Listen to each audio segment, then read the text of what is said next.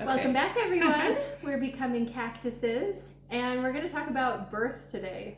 We've had a lot of experience about this lately. I just gave birth, as you know, 4 months ago. Shayna's on her way any day to giving birth. So we're going to give you a few tips. Yeah, especially in regards to the hospital. Now, my first births were like in the Jerusalem area. Actually, I had 2 home births, and then the third was like breech and over 4 kilos. I went to the hospital, but in those days, or in Jerusalem at least, you had to actually register. I mean, you didn't have to. You could show up at a hospital, but it was recommended to register in advance at the hospital you were planning to go to.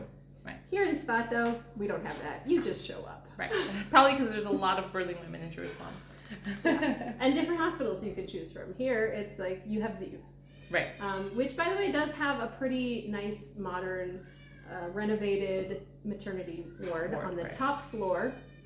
So when you are in labor or needing health care at this stage, you go up to the top floor there and you sign in. They'll send you to pee on a stick, and they'll want to, check your vitals and all that. They'll take your blood, and they'll, do all the standard procedure. Yeah. Prior to giving birth. My number one tip, if I can just give you guys the best tip for birthing, is do not show up at the hospital until you're very far along. I would say contractions that are about, 2 minutes apart, 3 minutes apart. I mean, start getting ready at 5 minutes apart, but like if you can push it off for like 3 minutes, I would wait. Take your time getting there, walk around in the parking lot, take the stairs to get up. Don't show up too early, because if things aren't moving along, they'll want to move you along. Right. Now, just a disclaimer, we're not medical professionals. Right. We just happen to have had a lot of kids. This is all personal experience. So don't sue us. No, and always consult with your doctor too. Right. But yeah, that's a very big thing. And the thing is, inductions are pushed a lot. Yes. I've certainly had them pushed on me. I have long cycles, and I tend to go over my due date. So I can tell you that if you're going to the clinic for regular monitoring, as you should, especially towards the end, once you hit 40 weeks, they don't even want to monitor you in the clinic anymore. They'll send you to the hospital, and even if nothing's wrong, they just tell you, you've expired, that's it. You go need back to to the be manufacturer now. And if you don't want it, they'll try to guilt you into it. You'll have to sign that you're leaving against medical advice. It's a whole emotional procedure. So you can save yourself a lot of disappointment by, first of all, if you know you have long cycles, give them your conception date if you know it, or adjust your last menstrual date accordingly.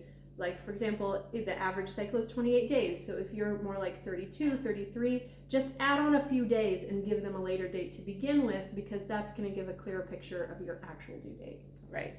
And if you're going with someone like a doula, try to have somebody who speaks Hebrew, so that in case you get a midwife that's not so well versed in English, that she'll be able to explain, what you're going through, what your requests are, any help you need. That's another tip that I noticed helps, to have somebody who is Hebrew speaking with you. Yeah, it's good to have an advocate in general. I mean, I find, even though I've been here 20 years, when I'm in the midst of giving birth, I default to English. And I've never had any problem with people understanding me. All the staff there has always understood, but just in case, it is good if your doula, can help you to just convey your messages, because whatever language they're coming out in, they might not be the most clear. And obviously you'll have talked with her or with your spouse or whoever's accompanying you, a close friend, a family member, just someone who can help convey your needs and your desires. And don't be afraid to be pushy. This is really important, especially in the birthing ward. It's really, like we said before, they really want things to move along smoothly, and birth is never a smooth process. So, if you want something a certain way, if you need help in any certain way, even if you feel like you're being rude, it's okay. You can be pushy in the birthing ward, because you have to be as in peace and as calm as you can to have your beautiful baby, come out as the best way possible. Yeah, and of course, we plan things in advance, and sometimes things change along the way. There are 2 natural birthing rooms there. Right. But if you're having any complications, or you're hooked up to an IV or things like that, so they might not let you in there. It's also first come, first serve. So there are only 2 of them, And, with a city that our population is like 1/3 children, there are obviously a lot of ladies giving birth around here at any given time. So, it's nice to have that as an idea to use the natural birthing room, but just don't have your hopes up too much because they could both be full. Right.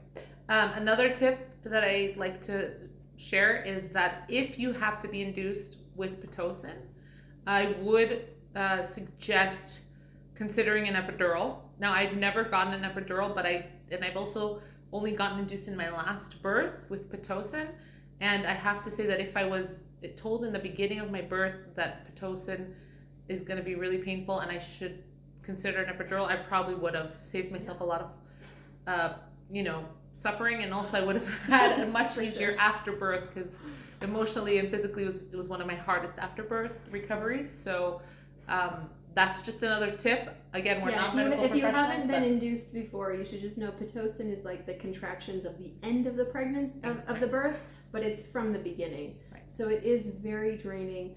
I have had 2 inductions and I've had 1 epidural. And I would definitely agree with everything that Unique said about that if you do need an induction, if you need Pitocin, an epidural is recommended, because it's not a normal thing that we're meant to go through. Right. Another thing is bring your test results with you. So your Kupat Cholim and the hospital, the systems don't talk to each other, and you'll find that with many government offices as well. It's like whatever's written in Misrad HaKlita is not showing up at Misrad HaPnim or Bituach Leumi or whatever. So the systems are not in sync here. So if you have, for example, a negative GBS test, which shows that you don't need antibiotics, or any out of the ordinary blood work or other test results, whether it's confirming that everything's okay or showing anything to look out for. So bring those printed along with you. Stick them in your hospital bag to go. Right. And one last thing, the minimum requirement before having to sign yourself out in the hospital, that you have to stay in the hospital, is 24 hours, right? Or is it 36? So it's kind of changed over time. It used to be like 2 days, and then with Corona, they cut it down to 36 hours. There are certain tests that they like to do in the hospital right after the birth, especially the one to rule out the enzyme deficiency that prevents the baby from absorbing nutrients regularly, which can be life-threatening. Right. So if you do leave the hospital right away, then you'll want to make sure that you can get yourself to the clinic within the next day or 2. Right. Again, I don't know if it's 24 hours or 36 hours, like within that time frame, if you want to leave before that allotted time. So you'll have to sign a waiver. And they'll give you a form when you show up that talks about post-birth care for the baby specifically. So if you want or don't want the eye drops, the first vaccines, the vitamin K, a bath, just any of those things, you can choose ahead of time what you want, and you can send your spouse along with the baby to be with them the entire time as well, right after birth. Then you'll be moved to a recovery area, and you'll have a little bit of time there to establish nursing, to have that bonding. There's a really great nursing take consultant the baby for bathing. Right. There's a really great nursing consultant, on premises, so you can ask her whatever you want. She's actually on call within the time, like within the hours that she works. She's literally on call. So if you're about to have your baby latch on and you need her, she'll show up within 10 minutes, and it's really, really helpful. You can get that lactation consultant and their advice while you're there in the hospital still. Right. And also there's lunch. They give you a really nice, I want to call it catered food. I don't know, for a mother, for us, it's amazing to have someone else cook you a hot meal. So they give that for you and your spouse. I think between 12 to 1 or 11 to 12. The food is good. It's actually quite good there. Gosh. And sometimes for breakfast, they'll even have someone standing there making fresh pancakes on a griddle. Yeah. And omelets. Things are fresh, and someone else is cooking. Enjoy someone else cooking and washing up. Enjoy it while you can. And you know what? Maybe you want to stay in the hospital longer just to have that time. Right. And if you have 4 or more kids, you're eligible for a Beit Achlama, which is a recovery facility. Now, most of them are in Bnei Brak, Jerusalem. There is one now in Yavniel as well. Nice.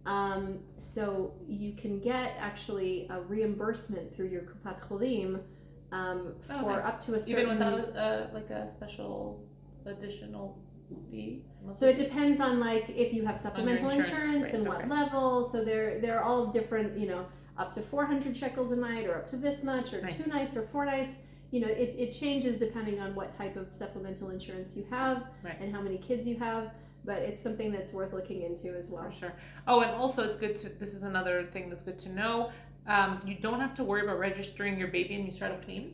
They do it for you in the hospital. So there'll be somebody coming around, getting your ID, your husband's ID, and actually giving you, like, preparing you for your baby's Teudat Zut. Like, your baby will already have been in the system once you give birth in an Israeli hospital. Even if you don't have a name picked out for them, or if you're waiting for the bris, you can still get that paperwork and have a Teudat Zut number assigned to them, and then you just go at a later date to the office to change the name.